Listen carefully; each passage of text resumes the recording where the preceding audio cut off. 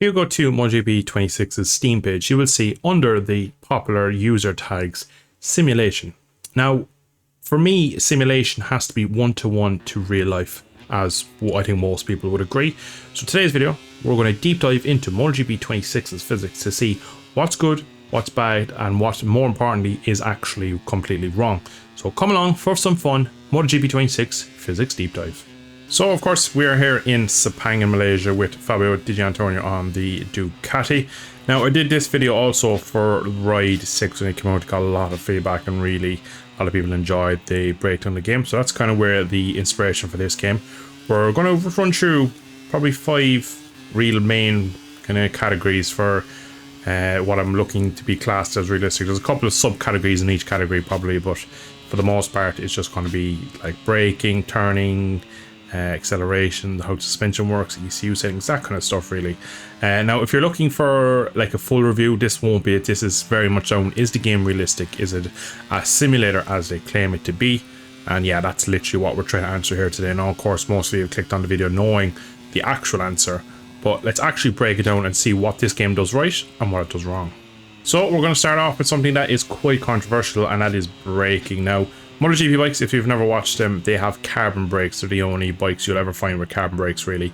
They work in extreme temperatures, which means that until they get up to that temperature they don't really work. So they're very hard to kind of get up to speed with, and you got to really be riding at a certain sort of speed to keep the heat in them for them to work at their optimum temperature. Now if you look at the heads up display, you can see the red disc glowing down below. Basically one of the bigger issues of the braking, there is multiple, but this is one I'm going to start with first. There's a reason we pick Sepang for this little video, but basically you're given the option in this game to choose different brake discs judging on different conditions, tracks. Unfortunately, no, it's very much a bit of a gimmick in terms of the way that it works, because more often than not there's only one that works, and sometimes there's actually none that actually work correctly at the very heavy braking circuits such as Austria or maybe even Motegi. So unfortunately it's not really a setup choice, it's more you have the option to change it, but there's only one that will ever work, and even at that sometimes it doesn't even work the right way.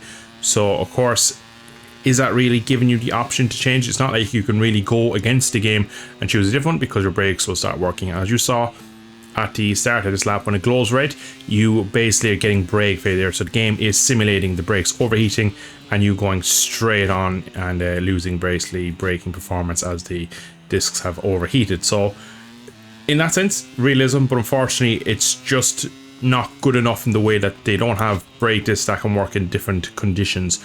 They're all one brake disc per track is the way I would look at it, and unfortunately you don't really ever have the option. It's one of those things, it's kind of a pointless feature in the game because you can never use it, because you can't go against the game and there's always only one that allows you to do it.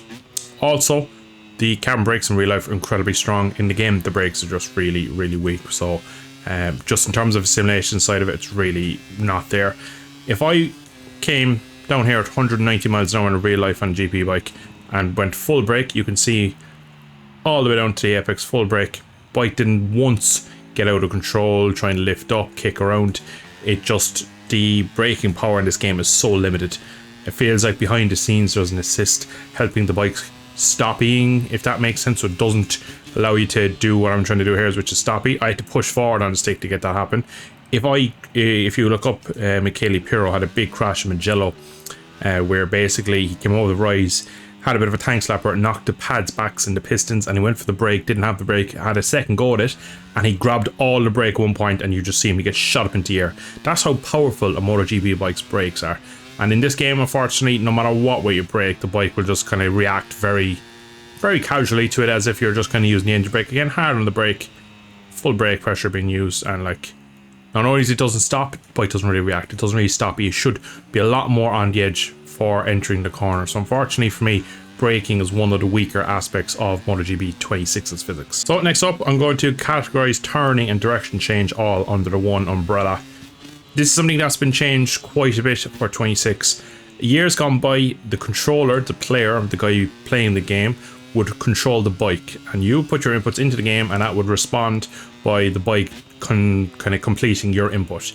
Now we control the guy on the bike, this guy Fabio Di Giannantonio in this case, and his inputs, like in real life, then get applied to the bike, and then the bike goes around the track.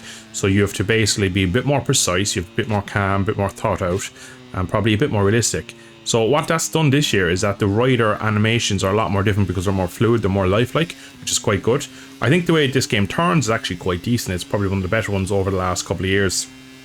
And I do really like the way, probably not going to be able to show it in this corner, but the longer you lean or get the bike over, you can see here, like, just he starts to lean in more and more as the bike gets the full lean. It's not as simple as a 1 and 0 where he's either at lean or not at lean. The longer the corner goes on, the more the rider naturally will get his body off the side of the bike.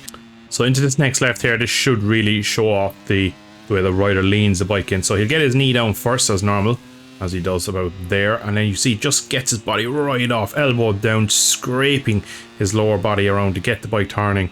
And you can see it's very fluid. The longer you're on the edge of the tyre, the more the rider really tries to throw his body down. So in fairness, that graphically and the animation looks quite good, and it feels like the bike does kind of hold the line the longer he's there. Now, does it turn more with his body off more? Probably not. It's probably more of a visual effect, but to be honest, it looks better than a rider just leaning fully when it's not needed, if that makes sense. It's not always you're going to be a full lean. Not every corner you're going to have your elbow down on the ground, of course. So overall, it's pretty decent. Now, the one issue I have with the turning / change direction is the change of direction wheelies. Now, on a MotoGP bike, if you wheelie, or any bike really, it's basically not only just to a GP bike, but just in that scenario there, we see where I just had a wheelie between to change the direction. If I just rewind this, I'll get to play it back again. When the wheel, in this position here, perfect example, I can actually control it. So you can see he wheelies about, unfortunately can't rotate the camera, so he wheelies about there. So now, at this point in real life, what would happen is the bike will continue going straight. So I'd end up pretty much in the long lap. Now, unfortunately in the game, it doesn't really simulate it. I can lean the bike in.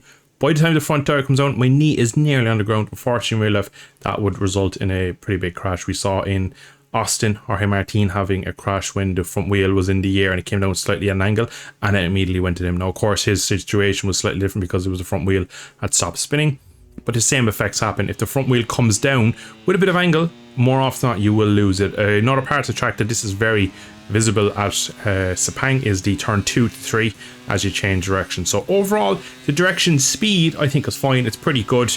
The way the bikes turn this year I actually like quite a lot. In fairness, it's one of their better aspects. There is a couple of corners on this game where for some reason, just like this corner here, you just don't seem to get full lean. The longer the corner goes on, you see it gets more and more increased as it gets out of the corner, which is wrong. So it's like some corners, the camber affects the bike and there's a bit of assist holding the rider up, which I find a bit weird. They managed to fix that in the most recent ride game, and unfortunately it didn't carry across to MotoGP 26. So just to show off again, through here, turn 1 into 2, we're going to do the direction change I was on about, just to show off again how I can just come out of here, big wheelie, and I can basically keep turning the bike. Unfortunately in real life, you would keep going straight, or you would have to roll and maybe short shift, bit of rear brake to bring the bike down. So unfortunately that's just small but unrealistic for me, that you can't really allow the bike to go straight. What it should be is a lot more penalising for you. If in this scenario here you wheelie and you want to try and change direction, it should just push forward more. It would make a lot more skill based because you'd have to keep the front wheel down at all times to keep the bike turning. So overall it's pretty good, but still slightly flawed. Now, next thing is the ECU settings. Now, on the bottom right, you will see 4 different ECU settings: TC, AW, EBS, and PWR. So each of them have a different function. We'll start with the bottom. Power mapping. You only have 2 power mapping. You have a wet and dry. Now, I know as far as 20, 30 years ago, there was more than 20 or 2 mappings. You would kind of had them. There was like a wet map, a dry map, and a quali map is pretty much the way they used to have them years and years and years ago. From my understanding these days, they have about 5. They have a full all singing, all dancing qualifying mode where it's full power. They'll have one at the start of the race. They'll have mid-race, kind of late race when the tire's gone off, because funnily enough, when the tire starts to spin more, you want to actually decrease power, not increase traction, because less power but less stress through the tire, it'll keep the temperature down and allow the bike to still go forward without the traction kicking in too much. So the more power mappings will come into it, and then you'll also have a wet map and stuff like that. So there'll be multiple different maps. Unfortunately, this game only has 2, so again, just not really simulating the full sport. For me, there's 5 settings of traction, anti-wheelie, engine braking. For me, there needs to be 10, and they need to be closer together in terms of what to do. Like I said, for me, the settings are just too big of a jump. So what ends up happening, a perfect example, is engine braking. Most people on this game will not be able to use engine braking 5 because it's too aggressive. As soon as you start downshifting, the rear end starts to do just what it did there for me and ends up pushing the front. It just starts to float and slide around. Entry brake 5 and 4 are pretty not usable by most people. Now, of course, there will be people out there who like it sliding and they will be able to use it, but to go fast and keep the bike under control, 3, 2, and I've seen even some of the really fast hot lappers go as low as 1 to keep the rear wheel kind of on the ground in contact with the rest of the bike. So for me, again, if we had 10, there might be then 8 you could use, and 2 then they're very extreme that some guys might want to play with, but for the most people, 5 and 4 are too strong, so the gaps are just too big for me. So unfortunately, that's one thing I don't like with the ECU things. There's not enough of them for me. I'd like more control of what we can do with the bike, because again, it gets a lot more personalized then when you have more options to change. The anti-wheelie for me is a bit of an interesting one, because of course we have the ride height device, which I will touch on later in this point, that the wheelies aren't that hard in this game, because a lot of time, for example, if you put the ride height device, front wheel is glued to the ground. So anti-wheelie isn't as important as it was maybe 10 years ago.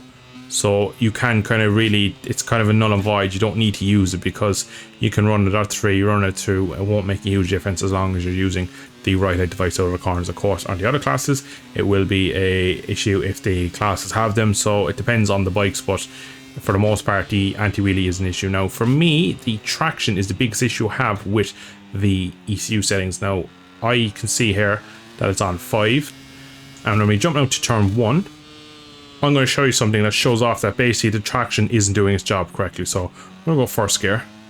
Now, traction will cut power to the rear wheel when the bike starts to spin or slide. So as we're coming out to turn 3, traction on 5, the bike should really be affected through here by the traction. But if I roll off and just blip the throttle, throw in a rewind there, look at how much the rear steps out. So in real life, if you went through here on a MotoGP bike with pretty much the full traction, it would be constantly cutting power all around here. And if you did what I just did here, which is blip the throttle, it would not allow the rear to step out like that, because they have a very pretty strong traction and pretty aware traction. They also have like a slide control over recent years to stop essentially what this is just done there, was it allows the bike to really step out on the kind of aggressive throttle inputs. So for me, the traction control just doesn't work, because that shouldn't happen on the highest traction. Fair enough, if I was on a lower traction, I'd expect for something to happen where the rear would probably get too much power at lean. But most corners, if you just blip the throttle, you'll just make the rear step out and cause a weird crash like that. It happens so much in this game. If you just aren't kind of careful with the throttle input, you will create, and again, it's a full lean at most corners. See again, look, you have to kind of pick the bike up and then power it out instead of trying to use the edge grip. It'll be the exact same here in this next corner. If I blip the throttle at lean, just tip it in, see again, just slides out completely. Now, that's not all down to the traction. For me, it's also down to the rear suspension, but we will cover that later in its own segment. So for me, if I put the traction down to 1, which is essentially off, it still does the same thing where you pick up the throttle, it just slides the rear, it like pushes the rear. It doesn't have any contact really with the ground, is all it feels like with the tarmac. So you will get a bit more straight line spin with the lower one, so it does stop that sort of spin there where you really are on the centre of the tyre. But it doesn't stop the first touch of the throttle at all when the higher traction control's put on. So again, just through here, see the way it steps out. Traction 5, the exact same thing would happen. So unfortunately for me, it just doesn't really have the brains and the idea behind it to save the rear tyre the way it should do in real life. Now, I will give it a small caveat. The rear suspension is a bigger issue, I think, when it comes to the traction control and the rear end doing some weird stuff. So overall, the ECU settings do as most of them are supposed to do. They could do it being a bit more in depth and having more and bigger gaps, basically, or smaller gaps, more numbers, so you get smaller little increments and really change around. The ride height device is something I've touched on many times over the last couple of years since I came into the game. For me, it's never once made you faster, only created more wheel spin. For my testing in GP26, it feels exactly the same. What it does is it stops wheelie. So I'll come out here and you will just see up until probably 5th gear nearly, it's still wheelie. Now if I come out of that same corner with the ride height device on, it will keep the front end down, but unfortunately a lot of time what will happen is the traction control will then stop you going forward faster. So put the traction back up to 5, it will be slower accelerating, even though the front wheel is staying down. It looks like the bike is driving hard, it'll actually be slower for lap time. So again, it's not really worked ever in the milestone games, unfortunately, the way it should do. In real life, it just absolutely gives you great drive, great grip, and sends you in the direction you're going. So overall, the ECU settings, again, they do probably to the average fan probably do what they need to do, but when you go into depth with them, they do leave a lot to be desired. So unfortunately, once again, the game does just come up short in the ECU settings. Now, so onto the penultimate one. This is a big one. the suspension. Now, a bike has front forks and a rear shock absorber, and that's how it dampens out all the bumps, the curbs, everything on the track. And it's how basically at all times it gives the tire the best chance of gripping and having a contact patch. For me, we'll start with the good. Front forks, you'll see them there compressing really hard on the brakes, and as we accelerate they do extend away again, so they do work quite well. You will rarely have issues on curbs with the front tire, I feel, unless you kind of just bounce across a curb in a really unrealistic manner where you should crash into it. For the most part, the front tire simulation is pretty decent with the front suspension. Overall, that's quite good. The big issue, unfortunately, I have with suspension is the rear. Now, the rear, because you have the ride-out device, seems like they've taken out all energy and kind of suspension travel from the rear. It feels like the bike has no suspension in the rear. Watch out this corner here. It should really compress as I get on the power. Now, of course, if I put on the ride-out device, it does that, but without the ride-out device, the rear constantly stays up, and that creates that weird kind of skidding effect when you put the power down. So again, through here, it just does not compress at all.